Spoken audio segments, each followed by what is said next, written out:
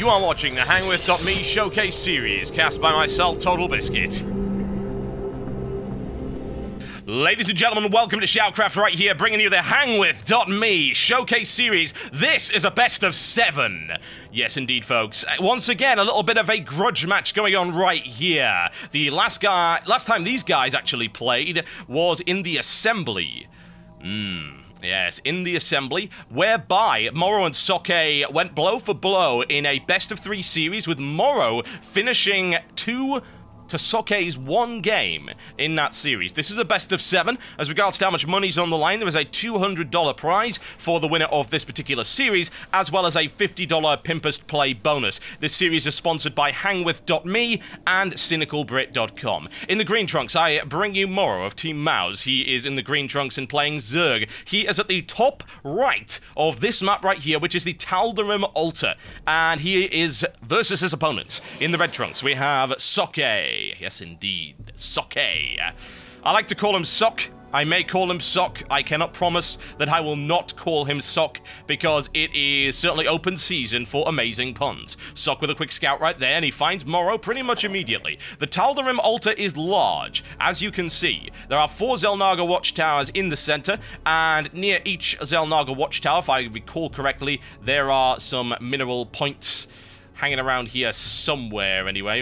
No doubt we'll see them momentarily. There you go. You got one there, you got one there, and these are pretty much almost covered by the Xel'Naga watchtowers, although not quite. Your natural expansion would be around here, which is why Socke is placing his probe there to ensure that Morrow does not expand easily. However, he's going with what a lot of people are starting to refer to as something that Demaga popularized, a very good Zerg player, that of going with the gas first, followed by the spawning pool against a Protoss player to ensure that they cannot mess with your natural expansion and indeed your fast expansion, which is what's fairly common. What we notice right here is that Socke has built his gateway all the way over there. Now, this map doesn't actually have a ramp right here. What it does have is a choke point. Very, very odd indeed. And as you see, Socke's actually walled off right there, trying to see if there's any gap. We'll find out, no doubt, once his defenses are tested. Zergling's on the way already, which means that that probe is going to die horribly if it sticks around. That's exactly what Morrow is looking to do. On his way, Morrow immediately ready to deploy as soon as Socke is forced away, and he's off, ladies and gentlemen. There he is, and he's horribly dead. Morrow with the expansion right there, as you might imagine. Now, a map like this, with this many points for expanding, I would imagine would be rather popular for anyone that's looking for lengthy macro games. We'll have to see whether or not it is economically focused. If it's Morrow involved, it probably will be. Socke, as regards to his style, he is very flexible indeed. Yes, so I have been told. That's what she said. Blah-de-blah-de-blah. Socke is a handsome individual. I will not have you saying anything bad against him with those long, flowing locks. Terrifying. Spawning pool, Morrow. Yes, he has one. Shouldn't surprise you. And what you will also see is the metabolic boost on its way up for Morrow. That earlier gas allows him to get it out just a little bit quicker, so he must be feeling pretty happy about that. But he's not going to be able to run that. As you can see, Socke already well aware of what's going on. He is ready to expand behind that safe wall, and nothing is getting through there in a hurry. He's even got a sentry to back it up, just in case. That is going to be nigh impossible to break with Zerglings alone, and that's going to mean that Morrow's going to have to do something a little bit fancier. Morrow immediately with the drone transferred down to that expansion, almost complete. You see the timing there, pretty much almost perfect. No doubt he'll want to expand that creep out there, which is what he's doing. You see his creep tumor going down there. Very happy, fun time for the Zerg. They absolutely adore that creep, ladies and gentlemen. You might think that it's some kind of crazy, goopy, horrific membrane, and underneath it perhaps there are the bones and the tissue of absorbed individuals. It's not actually true, really. They just like the color. They absolutely adore it. I can tell you for a fact that many human interior decorators have some very crazy ideas about what should happen in your house, and when the Zerg decide to build a base, they are very much uniform. You know, they just enjoy this browny, purpley, goopy, horrible, stinking color, and I don't think you're in a position to deny them that. Honestly, I think that is unfair. It's bigotry. 3 gateways on the way up for Socke. Already got the Cybernetics core out. Warp gates are available. Socke immediately warping in additional sentries. Always a good idea. He tends to like doing that, as do most Protoss players when they tend to expand early on. Gives them a little bit of a chance. Now, as you will notice, I believe the width between these two is pretty much identical. That one might be slightly narrower, though I can't really tell in terms of the perspective. This will be the second time that I've actually ever seen this map played on.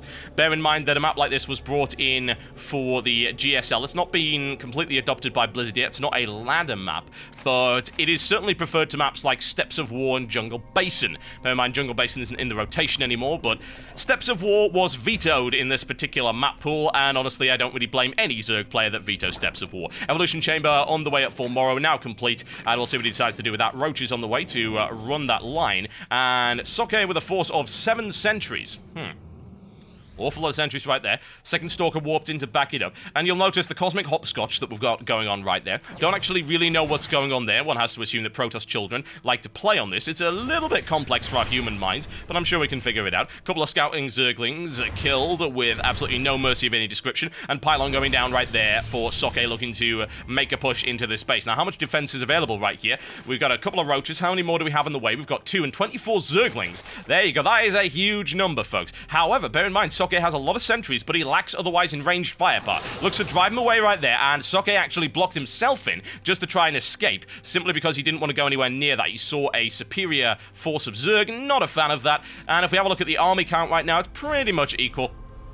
Socke slightly behind, nothing he really needs to worry about, although what I will also point out is, in terms of the income, they are also pretty much about equal. So I can expect, honestly, to see a fairly long, economically focused game, and honestly, that's the kind of thing that Morrow loves to do. Morrow is a huge fan of the economy. He loves just building stuff. You know, I have to imagine that as a child, he would gleefully build with his wonderful copy of SimCity on the Super Nintendo, or perhaps the Amiga. He would have adored that.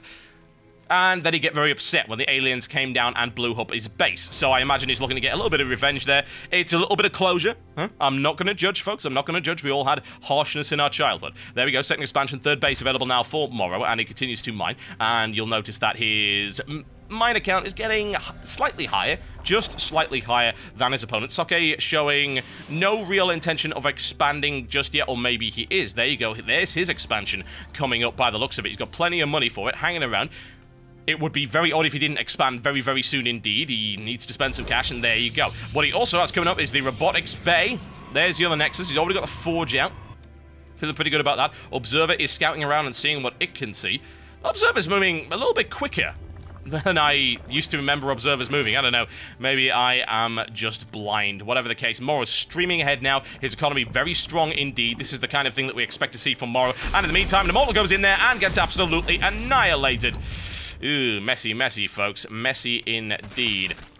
Only a couple of units lost, just the probe and that Immortal for Socke, but there's the Pylon going down. I have to wonder if Morrow's going to get aggressive. If he runs that line, he'll probably lose, honestly, due to the number of sentries that are available. They also have maximum, and I do mean maximum energy prepared to deploy those force fields, and another expansion. That's the fourth base, third expansion coming up right here for Morrow. In the meantime, Colossi on the way up for Socke, and we've also got extended thermal land switches, of course, pretty much required to use those effectively. Nice bit of range, nice bit of range. Hydralisks and a Spire now on the way for Morrow as well. Looking like a nice little mixture. We're going to rely a little bit more on the Roaches, a little bit less on the Zerglings. Sounds like a good idea considering how many sentries he's got going up right here. Socke with a scouting pylon put there to give him a little bit of early warning. Hiding behind the shrubberies, in comes Socke, tries to fend him off and does so admirably. Bear in mind, he already knew it was coming thanks to the presence of that observer. There's only one observer on the field though.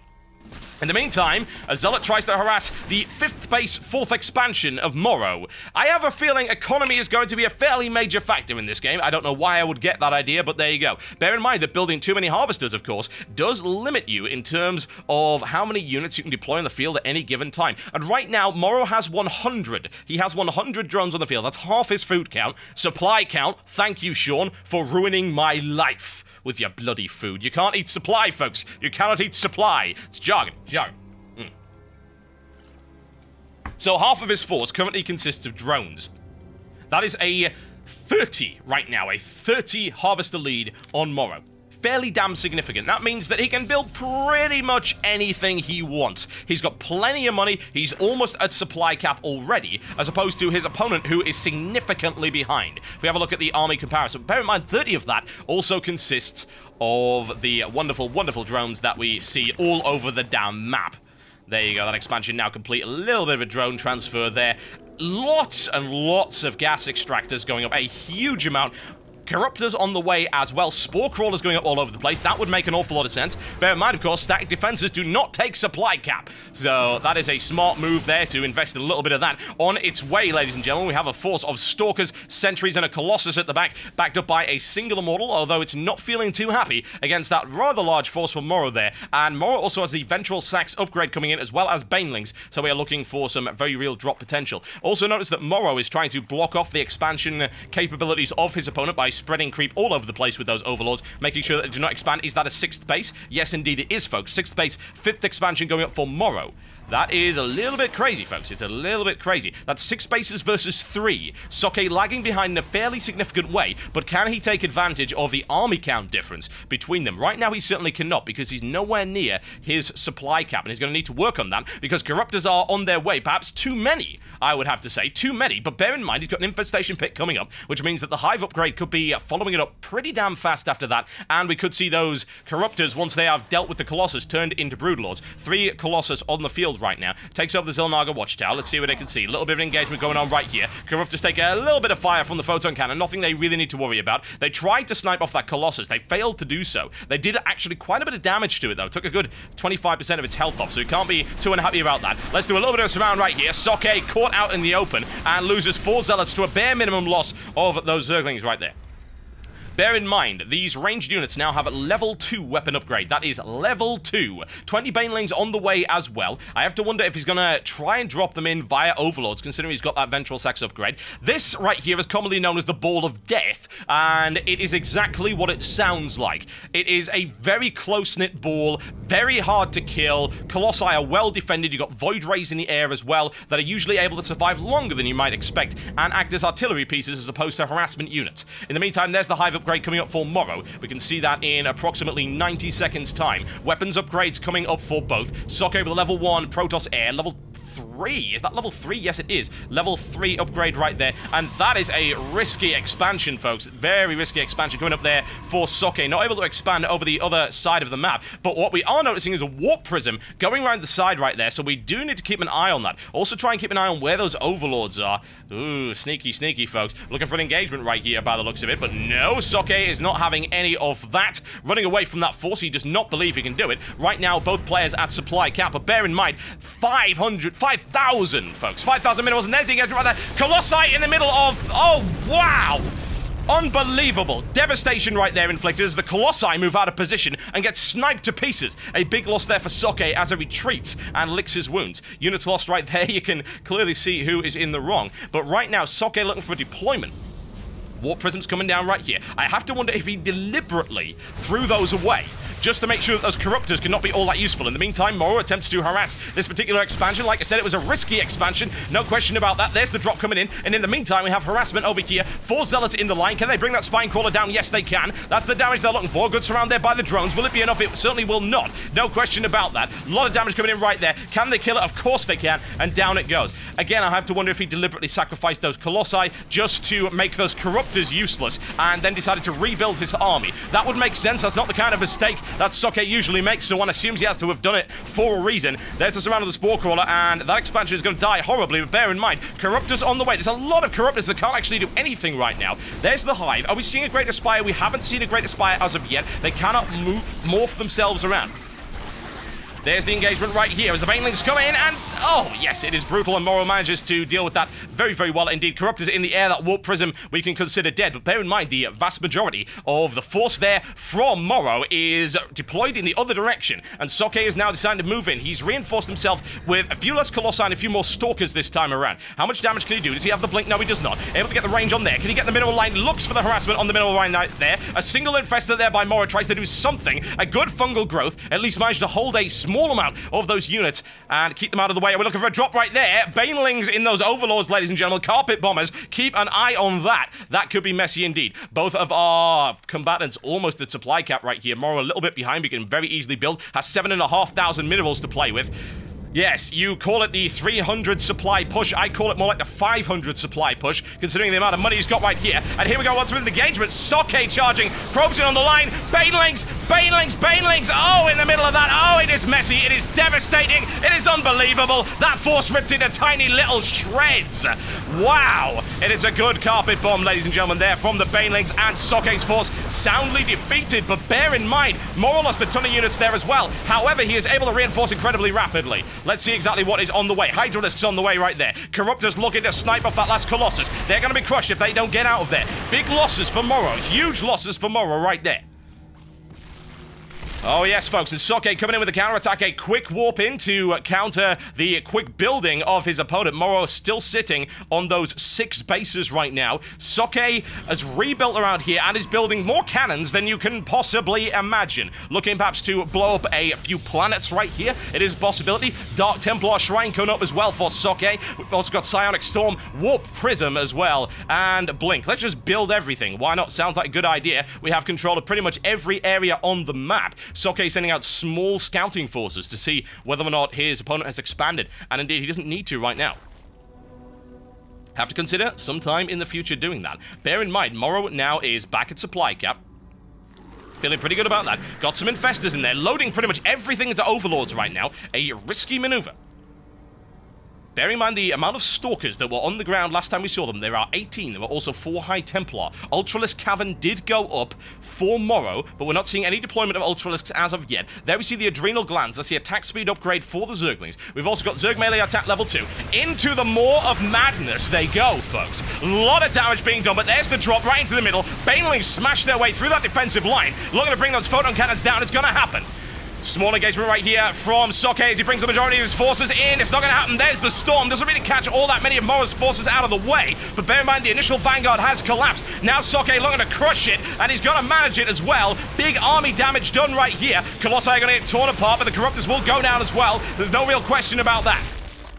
Oh yes, a good defense once again. The defensive line of Socke broken, but a quick counterattack ensured that the forces of Morrow were quickly destroyed. Bear in mind, Morrow can replenish those very, very easily indeed. Not looking for a 7th base right now, a 6th expansion. Socke sitting on those 2 starports right there. We're not seeing anything particularly high-tech aside from the Colossus. No sign of carriers, no signs of motherships or anything like that. Morrow with a quick, well, not even a drop right there, just runs in. Let's do a little bit of sniping. Colossi tear through them. Bear in mind, they have level 3 thermal lance. Huge amount of damage could be inflicted right there. A single zealot charges into the midst for no apparent reason whatsoever. Suicide, ladies and gentlemen, suicide. A little bit of harassment by the looks of it. That's going to be crushed very easily. Morrow with many spine crawlers. Force of Socke now backed up by Archons with the merger of those High Templar. They were spent, folks. They were indeed spent. Looking for a little bit of map control right now. Still, Socke sitting on how many bases? Well, he's now expanded once again. So that will be his 5th base, his 4th expansion. Once again, an engagement coming in right there. He tries to snipe off the Overlords filled with the Banelings. You've seen the amount of damage that could come in right there. There we go. Can he get it? No, he can't by the looks of it. A solid attack there by Socke. Yes, indeed. Morrow driven back very easily. A lot of damage done right there. Socke continues with the attack. Just keep an eye on that one, folks. It is dangerous. Corruptors try and snipe off the Colossus. They do so. They try to do so, but it's not good enough. Blinkstalker's there. Overlord's taking out supply block right now for Morrow. This could be potentially devastating. Oh yes, he's doing an incredibly good job right now. We see more Hydralisks on the way, but its army count, Morrow's army count is not looking good at all. Those level 3 weapons are doing an extremely good job of scything their way through the forces of Morrow. Morrow's expansion is now under grave threat. Looking at that one right there, do you think those spine crawlers are going to be able to hold it? I'm feeling not so much right now. He cannot reinforce. He is building 8 overlords to make sure he can start those reinforcements. His cash count is not as good as we would like to see. Oh yes, folks, it is devastating. Nothing going on right now. In the meantime, they're just trying to crush that force. Reinforcements coming from the side, abusing the cliff as much as he can to bring down terrible destruction. However, the Corruptors are able to side their way through right there. They have the level 2, 1, 2, and 3 annihilated. Socke caught in the middle right here. He needs to really back out before the hammer blow comes down. He knows it, and unable once again to penetrate the defenses of Morrow. Oh yes, this is an economically focused game for the ages, ladies and gentlemen. No question about that. Socke and Morrow both sitting on fairly equally sized armies. The economic situation of both is also fairly equal, pretty much identical in terms of harvester count right now. Morrow not willing to go in there. 20 Hydralisks on their way. He's got level 2 upgrades for both. Hasn't bothered with the level 3.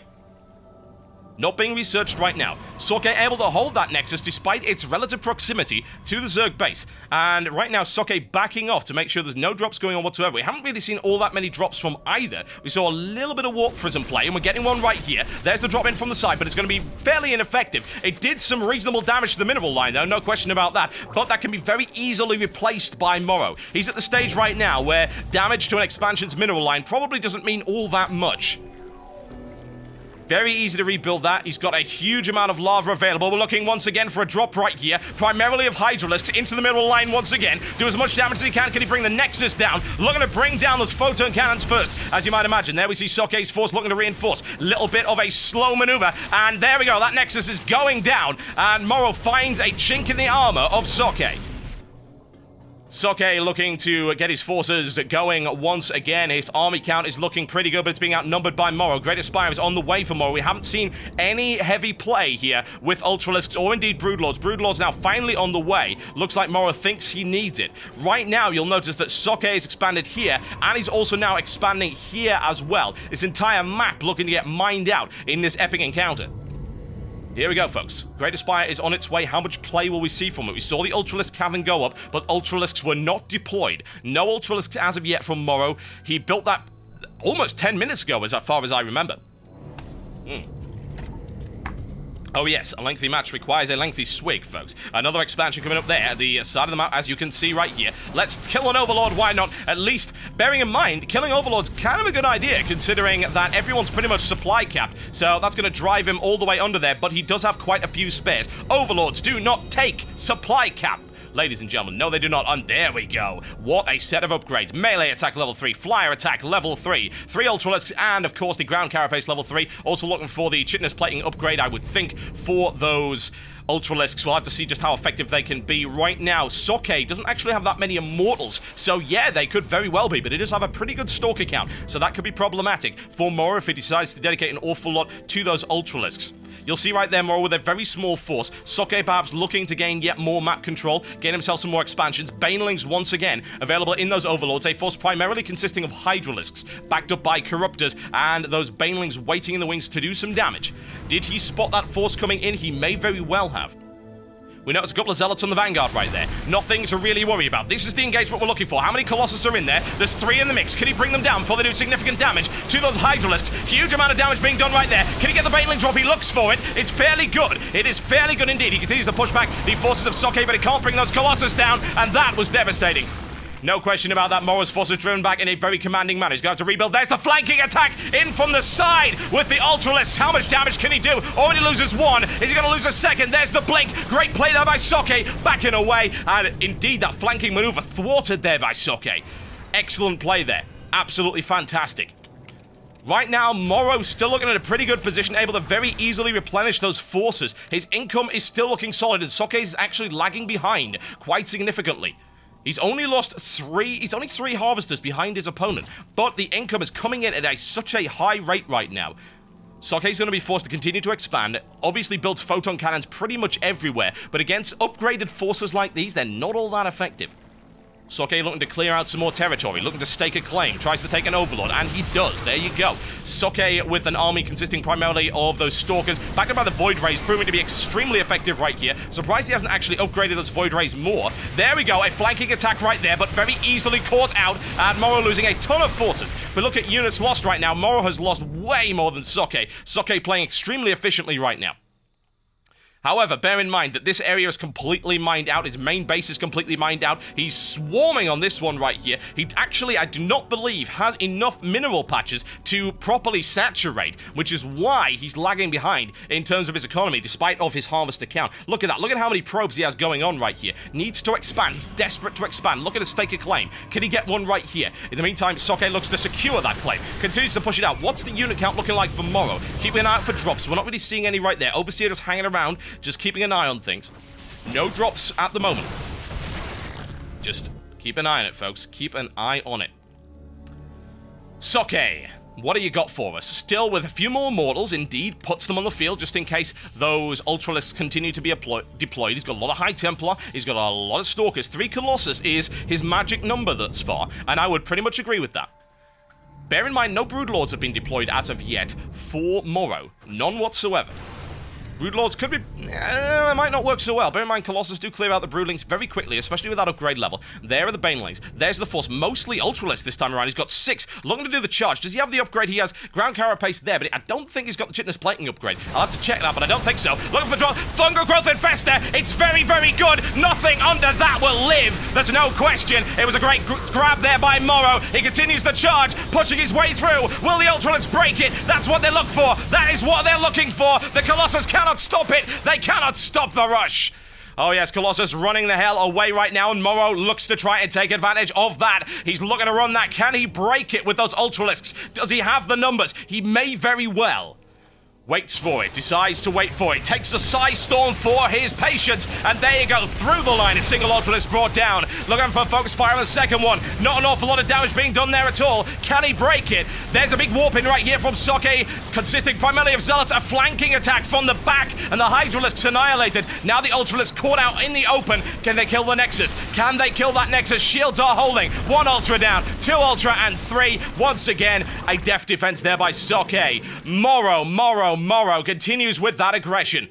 Right now, the army count is pretty much equal, and we see Morrow warping in Banelings. What the hell am I talking about? What a crazy idea. That will be silly. Yes, he's got many Banelings available. Looking for the drop right there. Now that he's taken out the photon cannons, potentially some of those areas could be vulnerable to Baneling attacks. He does have Zerg melee upgrade level 3, so those Banelings are going to hit like trucks. No question about that. In the meantime, Morrow looking for a attack right there. Keep an eye on that drop in the bottom left of the screen, folks. You're going to see it. It's going to be messy. There's the attack on the main base. Can he break the line? A surprising lack of defense there, as you might notice. And there we go, a drop of Hydralisks around there. The Banelings remain, and they're looking for damage right there.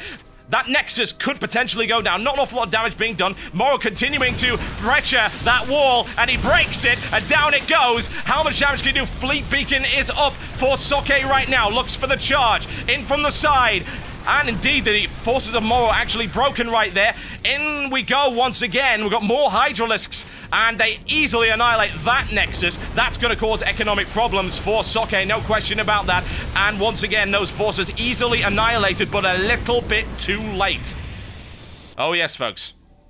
It is still all to play for, but right now we see the Socke's economy is falling behind. He is relying pretty much on this base and this one right here. He has to defend it. Morrow is well aware of the amount of damage he's going to be able to inflict if he can break that base. That is what he's looking for. He was able to do good technological damage, and as you notice right here, that main base is going down. The remnants of that force snuck in there while his opponent was caught out of position, and he got a very nice catch right there.